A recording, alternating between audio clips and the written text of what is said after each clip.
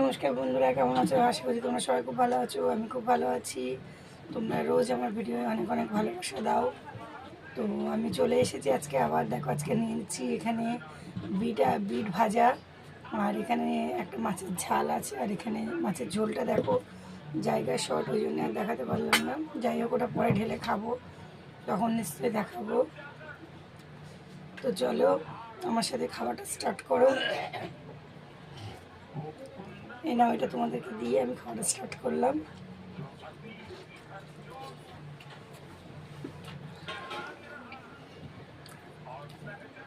তোমাদের কাদের কাদের বিট ভাজা খেতে ভালোবাসো অবশ্যই আমাকে কমেন্টস করে একটু জানাবে।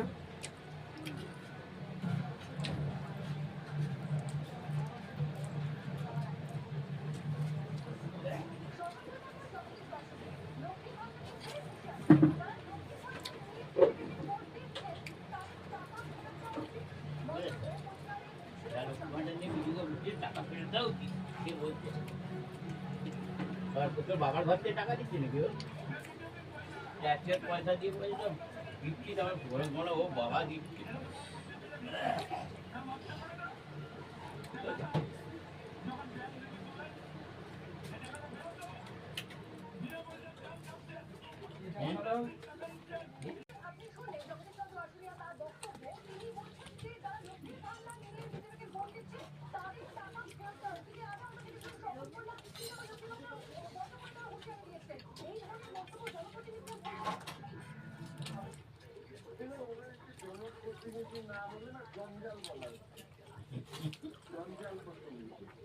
রাজনীতিতে কেন আজকে কেন করে এরাই প্রথমত কোন সরকারেরই টাকা কোন রাজনৈতিক দলের নেতা নেত্রীর পরিবারের টাকা নেই।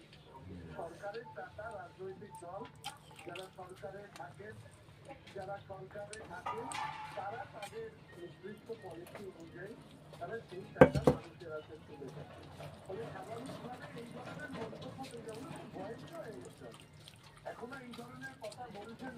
2026-এ তৃণমূল কংগ্রেসের বিসর্জনের পর মানুষ যখন ওনাদের কাছে গত 15 বছরে ওনাদের করা অপরাধের হিসেব চাইতে আসবে, তখন ওনারা কোথায় থাকবেন সেটা যেন আগের থেকে ঠিক করে নেন।